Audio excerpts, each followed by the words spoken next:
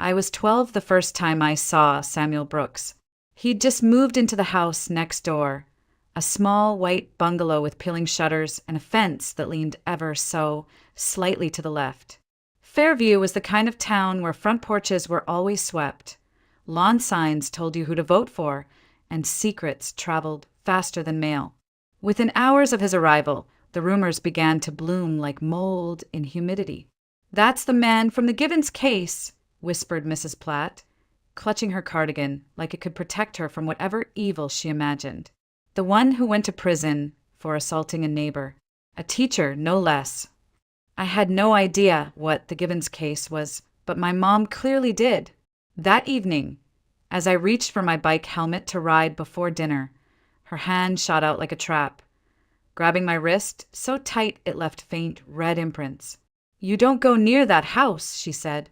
Her voice, usually calm, sing-song soft, had dropped to something sharp and foreign.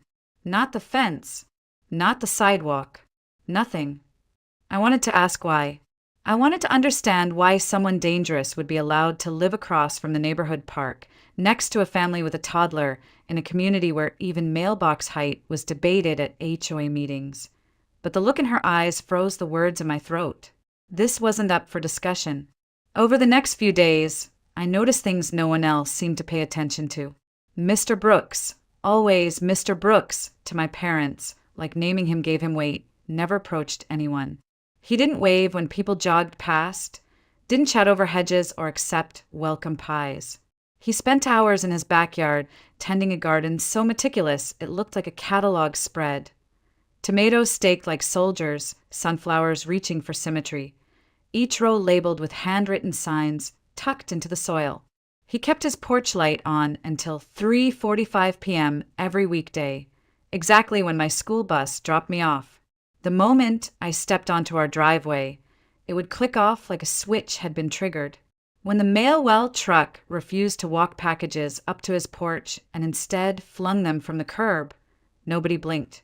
When parents called their kids inside the second he stepped into his yard, they didn't hide the urgency in their voices.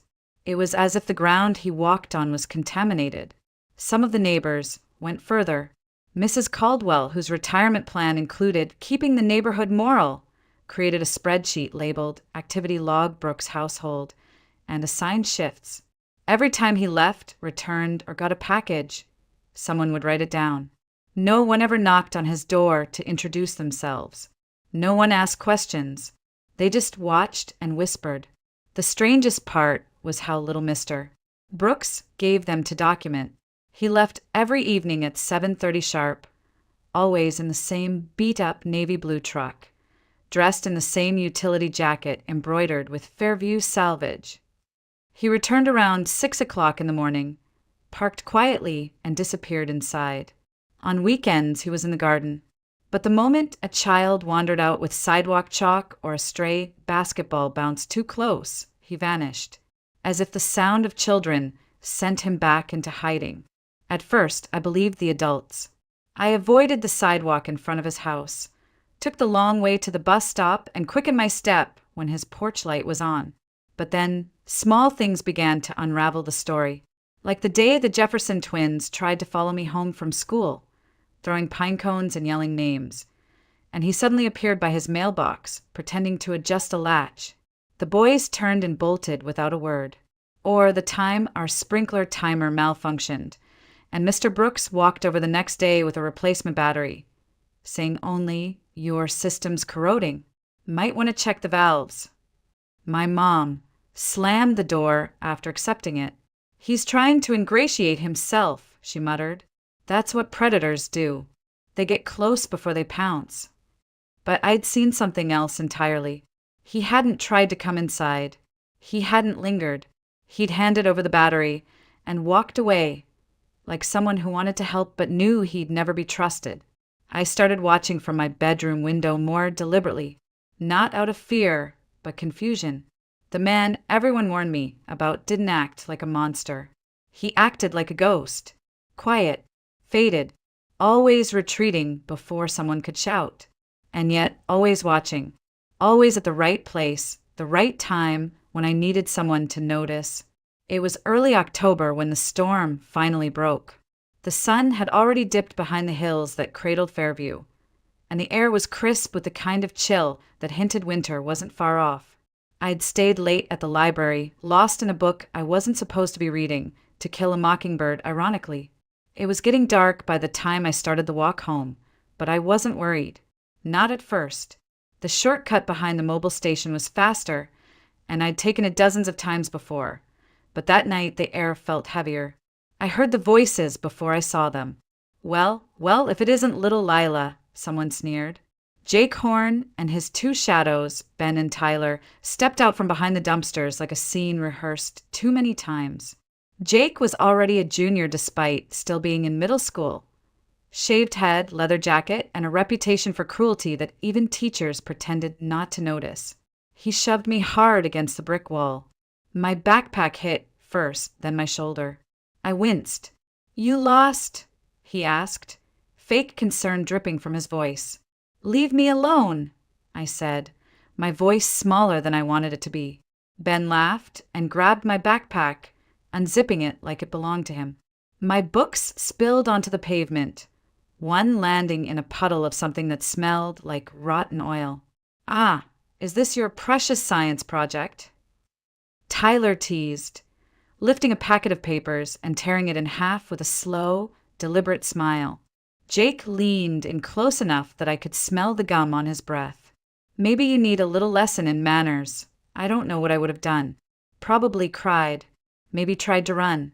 But then, from behind the rusted dumpster, a voice. "Problem here." It wasn't loud. It wasn't aggressive. But something about the tone, calm, measured, almost bored, made the three boys freeze mid-smirk. Samuel Brooks stepped out of the shadows. His hands were in his coat pockets. He wasn't holding anything. He didn't even look angry. But Jake's face drained of color. "And no problem, sir," he stammered, his voice suddenly cracking. Tyler stepped back, dropping the torn paper. "We were just leaving." Samuel didn't say another word. He didn't have to. They scattered like roaches, their sneakers slapping against the pavement as they ran toward the streetlight. For a moment, the alley was silent again.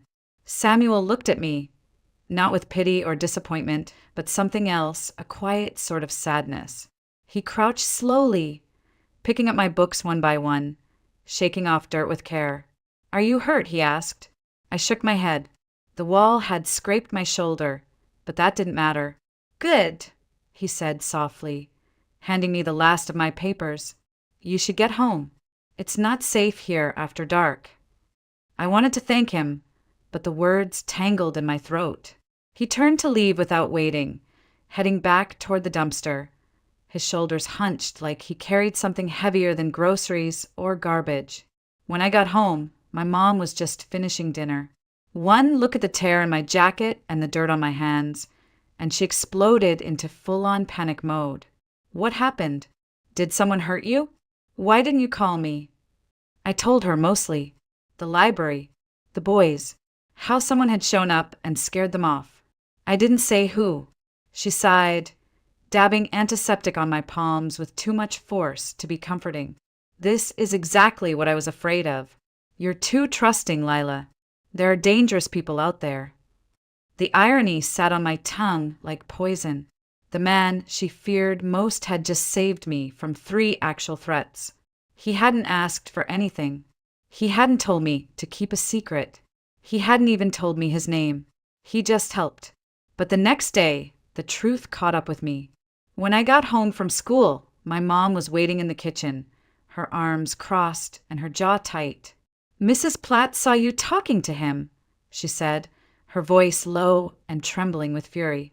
"Lila, I told you to stay away from that man." "He helped me," I said. "He didn't do anything wrong. Don't you dare defend him." Her voice cracked like a whip, and I flinched, not because she scared me, but because I'd never heard that tone from her before, not even when Dad left. "He is dangerous," she said. "He's a convicted felon. Do you even know what he did?" I didn't. Not really. But for the first time in my life, I wasn't sure I believed her. After that, something inside me shifted. I didn't stop thinking about Samuel Brooks. Not because I was scared of him, but because I couldn't stop wondering why someone everyone called dangerous had risked stepping into that alley for me. He hadn't yelled. He hadn't threatened. He hadn't demanded thanks. He just showed up and left. My mom wouldn't let it go. She called Reverend Moss that evening. And by the next day, I found myself sitting in the church office under the gaze of framed Bible verses and faded family photos. Reverend Moss was a kind man with deep laugh lines and tired eyes. He'd baptized me as a baby and brought us meals after my dad left. But now he looked serious in a way that made me feel like I'd already done something unforgivable. "Lila," he began gently, "people like Mr. Brooks, they don't look like monsters. They don't wear signs. They look helpful. They pretend to be helpful. That's how they gain a child's trust." He pulled out a pamphlet from a drawer, illustrated warnings about predatory behavior, smiling adults, uncomfortable kids, a checklist that felt both obvious and terrifying. They rescue. They protect. Then they offer things, rides, snacks, a safe place. That's how they get close. I swallowed hard, but he didn't offer me anything. He didn't ask me to go with him. He didn't even smile. Reverend Moss nodded slowly. "That's exactly how they work. Patient, calculated. They make you feel safe. Then, when you let your guard down..." He didn't finish the sentence. He didn't need to. When we got home, Mom sat me down at the table, her expression caught somewhere between fury and fear. "You have no idea what you're dealing with, Lila. He has conditions, parole restrictions. He's not even allowed to speak to minors without supervision. If someone reports this, he could go back to prison." "But he didn't do anything wrong," I insisted. "He just helped me." "That's not the point," she snapped. "The point is you disobeyed me, and you interfered with a dangerous man's parole. You could have been hurt. Or worse." I nodded. I apologized. I promised to stay away. But I didn't stop watching. I began documenting everything. At first, it was just little things: when he left for work, when he came home, how often he watered the sunflowers. But soon patterns emerged. Samuel left every night at 7:30 sharp. He always wore the same navy jacket with Fairview salvage stitched into the chest. His truck had a dented bumper and a cracked tail light. He drove straight down Harper Avenue, toward the industrial part of town. He returned at dawn, always alone. On weekends, he stayed home, worked in the garden, tended to the porch, trimmed the hedges. But the moment any neighborhood child appeared outside, he disappeared like a shadow retreating into light. He never played music, never had visitors, never received phone calls loud enough to hear from outside. It was starting to feel less like hiding guilt and more like avoiding accusation. And yet, something else caught my attention. His garden. It wasn't just in the center of his backyard, like most people would place it. He'd positioned it with surgical precision, angled to face the street, and more importantly, facing the 2-story brick house 2 doors down, Dr. Calvin Monroe's house. Dr. Monroe was the opposite of Samuel Brooks in every way. He was charming, outgoing, smiled too much. He ran community parenting nights and handed out flyers on child psychology. He offered free tutoring on Thursdays. Parents adored him, and Samuel Brooks never stopped watching his house. I tested it one Saturday morning. I brought a book outside and sat on the porch swing, deliberately facing his yard. I wanted to see what he'd do. Sure enough, within 5 minutes, the curtain in his living room shifted. I looked up just in time to catch the edge of his profile as he peered toward the street. He didn't wave. He didn't smile. But when a white van I didn't recognize drove slowly past our block, he moved, slipping from one window to the next to keep it in view. When the van circled back, he stepped outside, leaned against the porch column, and didn't blink until the vehicle turned the corner. Only then did he disappear again. Later that day, I told my mom about the van. Her expression twisted immediately into alarm. "What kind of van?" What color? Who was driving? I mentioned Samuel had been watching it too. Her face hardened.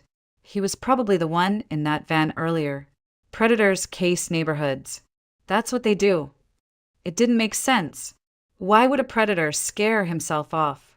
Why would someone spend every Saturday silently tracking the same house across the street while making sure the neighborhood kids stayed out of sight? Why did this all feel backwards? And why, when I thought about what had happened in that alley, did I feel safer with the man everyone feared than I did with the boys everyone ignored? I couldn't stop thinking about Dr. Monroe's house. It always looked perfect. Red shutters, white trim, freshly mowed lawn. Parents came and went like clockwork, dropping off their kids for enrichment sessions or adjustment counseling. On Thursdays, you could see a line of minivans parked along the curb. Jenny Harmon, my friend from school, went there twice a week. She said he gave her snacks and let her play with therapy dogs. Her mom called him a gift to the neighborhood. But every time I saw Dr. Monroe laughing with parents, Samuel Brooks was somewhere nearby, watching. It was becoming hard to ignore. I decided to test one more thing. That Thursday, instead of walking straight home from school, I took the long way, cutting through Riverside Park. It was a known spot for older kids who smoked behind the tennis courts or skipped school under the gazebo. My mom had forbidden me from going there alone, but I needed to know. I barely made it past the swings before I heard them. "Look who wandered into the woods," Jake said, flicking his cigarette to the side. His voice was low and smug. Ben and Tyler flanked him like wolves. I kept walking. "Oh, don't be like that," Tyler called. "We were just wondering if you needed someone to walk you home. You know, since you like dangerous men and all." They started closing in. My palms went cold. I could see the edge of the street through the trees, but it felt miles away. Jake stepped in front of me. "What's the matter, Lila? Scared? Maybe you should scream. I bet that freak next door will come save you again." I turned to run, then froze. Footsteps. Behind me, steady and unmistakable. "There's my neighbor," Samuel said, his tone casual, almost friendly. "Ready to head home, Lila?" Everything stopped. Jake blinked. Ben backed up. Tyler lowered his phone. "We were just talking," Jake muttered. "Sure you were," Samuel said, not raising his voice. "Let's go, Lila." I didn't say a word. I just moved. We walked in silence until we reached the sidewalk, out of sight of the park. Then he stopped. "That was reckless," he said quietly. "You put yourself in danger to see if I'd show up." I stared at him. "How did you know I was there?" He looked straight ahead. I didn't. "I was walking to the store and heard your voice. Recognized it." "You said I could ask," I blurted. He paused. "Yes, I did. Why does everyone say you hurt a kid?" He didn't answer right away. The street was silent. A dog barked in the distance. A lawn sprinkler clicked to life down the block. Then he said, "Because I did hurt someone, but not the way they think." Before I could ask what that meant, my mother's voice rang out from our porch. "Lila Marie Raymond, get away from that fence now." She stood there, phone in hand, face pale with fury. I was just inside, now. I followed her in, heart thudding. That evening, she sat me down like I was about to be sentenced. "I've called Reverend Moss. He's calling the sheriff's office. What you did was dangerous, not just for you, but for him. He's not allowed to talk to you. You could send him back to prison." "But he didn't. This is not up for debate, Lila," she snapped, and her voice cracked. Not from anger, but something closer to fear. "You're a child. He's a convicted felon, and you have no idea what these men are capable of. Do you understand me?" I didn't answer, because no, I didn't understand. If Samuel was a predator, why did he go out of his way to avoid kids? Why did he flinch every time one came near? Why did he spend so much time watching, not them, but Dr. Monroe? If he was grooming me, why didn't he ever try to get close? Why did he seem so tired all the time, like he'd been holding up the sky and no one else even noticed? That night, I lay awake, staring at the ceiling. And that's when I heard it, shouting. I scrambled to my window and pulled the curtain just enough to see. 3 men stood in Samuel's front yard, shadows in the porch light. They were yelling, their bodies tense. "We know what you did!" one shouted, shoving him backward. "Kids aren't safe with you here!" Another barked. Samuel didn't move. He didn't raise his voice. He didn't run.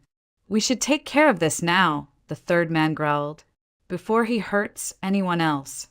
I wanted to scream, to do something, but I couldn't move. Samuel looked up, straight at my window. Our eyes met, and for the first time, I saw it. Not guilt, not fear, just exhaustion. The kind of weariness that comes from being hated for something you didn't do, and not having the strength to fight it anymore. "I've never hurt a child," he said, his voice low but steady. "I never would." They didn't believe him, but somehow I did. The next morning, our mailbox had something taped to it. A plain white envelope. No name, no stamp, just 2 sentences written in neat, deliberate handwriting. Fairview Tribune, March 18th, 2019. Check the archives. The real story is there. I stared at the note for a long time before slipping it into my backpack. That afternoon, while Mom was busy in the laundry room and the house smelled of detergent and wet cotton, I snuck out. I rode my bike to the downtown public library, heart pounding so hard I could feel it in my teeth. Mr. Green, the reference librarian, raised a gray eyebrow when I asked for help with the microfilm machine. "School project," he asked. "Kind of elite." He guided me to an old, humming machine in the back corner and left me alone. I scrolled through articles, fingers trembling on the dial, until I found it. March 18th, 2019, page 3. Local man sentenced for assault on registered sex offender. My breath caught in my chest. The man was Samuel Brooks. The victim, Brian Givens, had been a respected member of his old neighborhood. Sunday school teacher, volunteer tutor, former camp counselor. The article was vague. It said Samuel had reported Givens multiple times, raising concerns about disturbing patterns involving children. But when nothing was done, Samuel confronted him directly. The fight left Givens hospitalized. 3 broken ribs, a shattered wrist, and a concussion. Samuel was arrested, charged with felony assault, and sentenced to 3 years in prison. I kept reading. Buried beneath the fold was a quote from Detective Marla Kingsley. While Mr. Brooks' actions were unlawful, his persistence likely prevented further victimization. Several minors have since come forward with allegations against Mr. Givens. I clicked through the database. There were follow-up articles. 17 children. 17. They'd been attending Givens' reading club and mentorship program. For years, he'd used his position to isolate and abuse them. Samuel had seen it. He'd reported it. He'd begged authorities to investigate. When no one listened, he acted, and they sent him to prison. My chest tightened as I printed every article I could find. It wasn't just assault. Samuel had built a case, documenting license plates, tracking behavior changes in the kids, recording who came and went. He even submitted evidence to child services, but no one moved. Because he wasn't a cop, he wasn't a parent, he was just a neighbor. The moment I got home, I laid the stack of articles on the kitchen table. Mom walked in, paused, and frowned. "What's all this?" "Read it," I said. She did. She read in silence, mouth tightening, hands beginning to shake. Halfway through the second article, her lips parted. By the 4th, she sat down. By the last one, she was crying. "Oh my God," she whispered. "We got it wrong. We got it so wrong." She looked at me, her voice hoarse. "That man, he went to prison trying to protect children, and we treated him like a monster." I nodded. "There's more," I said quietly. I showed her the page about Brian Givens, the connection to Dr. Monroe. They'd corresponded. Letters. prison visits. Gibbons had called Monroe his successor. Mom's hand flew to her mouth. The man we'd trusted. The man who ran parenting workshops and offered free counseling. The man who hugged children at the community fair. He was Gibbons' student. That night, for the first time in my life, I saw my mother walk across the lawn and knock on Samuel Brooks' door. I watched from the window. He answered, and she handed him the printouts. They spoke for several minutes. She cried. He didn't. When she came back inside, her eyes were red. I asked what she said. I apologized, she replied simply, and told him I was ashamed. What did he say? That he understood. That fear makes people do cruel things, and that he didn't blame us for wanting to protect our kids. It broke something in me to hear that. He didn't blame us, even after we'd blamed him for everything. It didn't take long for the neighborhood to fracture. Some people, like my mom, couldn't read the articles fast enough. Others refused to believe them. Mrs. Platt, who had led the safety watch with military precision, insisted the stories were fake. Anyone can forge a newspaper article, she said, lips thin with denial. He probably planted them. But when Reverend Moss contacted his law enforcement friends in Portland and confirmed everything, even Mrs. Platt fell silent. 1 week later, Fairview police raided the house 2 doors down from ours, Dr. Calvin Monroe's house. They seized hard drives, photographs, envelopes. They uncovered letters written to and from Brian Gibbons, recordings, diaries, counseling logs that had been doctored to explain erratic child behavior. And worst of all, they found names. 12 children from our neighborhood. Jenny was one of them, the girl who'd gone to tutoring twice a week, the one who used to braid friendship bracelets on my porch. She stopped speaking for weeks after the raid. As the investigation unfolded, one thing became painfully clear. Someone had been watching Dr. Monroe, documenting, recording, building something airtight. That someone was Samuel Brooks. When Detective Kingsley stood in front of a crowd of reporters, she said what no one else had dared to. Mr. Brooks provided the foundational evidence that allowed us to pursue this case. He's been tracking Dr. Monroe for nearly 3 years. His files contain time-stamped photos, vehicle logs, audio transcripts, and surveillance data that filled in the gaps we couldn't reach. She held up a thick manila envelope, the corner worn from use. He built a better case than we did. That night, I walked into Samuel's backyard as sirens wailed just down the street. He stood by his garden, arms folded, not triumphant, just still. You knew, I said softly. This whole time you knew. I suspected, he replied, from the day he moved in. Why didn't you report him? I did, multiple times. But no one listens to the guy with a record when the predator wears a smile and a suit. I swallowed the lump in my throat. So you just watched. I watched. I gathered. I waited. And I tried to make sure no one else got hurt while I did. His voice cracked slightly. Do you know what it's like to see kids in danger and not be able to stop it? Not because you're wrong, but because no one will believe you. I didn't. Not then. But I do now. Over the following weeks, Fairview turned upside down. Neighbors who once crossed the street to avoid Samuel now brought pies and apology letters. He didn't turn anyone away, but he didn't ask for their forgiveness either. Mrs. Platt was the first to knock. I ruined your life, she wept. I made everyone fear you. He only said, you were trying to protect your grandkids. I can't fault you for that. The city wanted to honor him and award a ceremony, a plaque. He declined. I didn't do it for recognition, he told my mother. I did it because kids deserve to be safe. 3 months later, a for sale sign appeared in his yard. He said it wasn't because of hate he'd had enough of that. It was because he'd finally found something he'd been searching for all along. Peace. The day he moved out, he left me a letter. Lila, thank you for being brave enough to look for the truth when everyone else stopped trying. You asked questions that mattered. You trusted your eyes, not the noise. You reminded me that silence isn't always safety, and sometimes children see what grown-ups won't. Keep asking. Keep listening to your gut. Keep choosing curiosity over comfort. That's how change begins. Stay safe. Samuel P.S.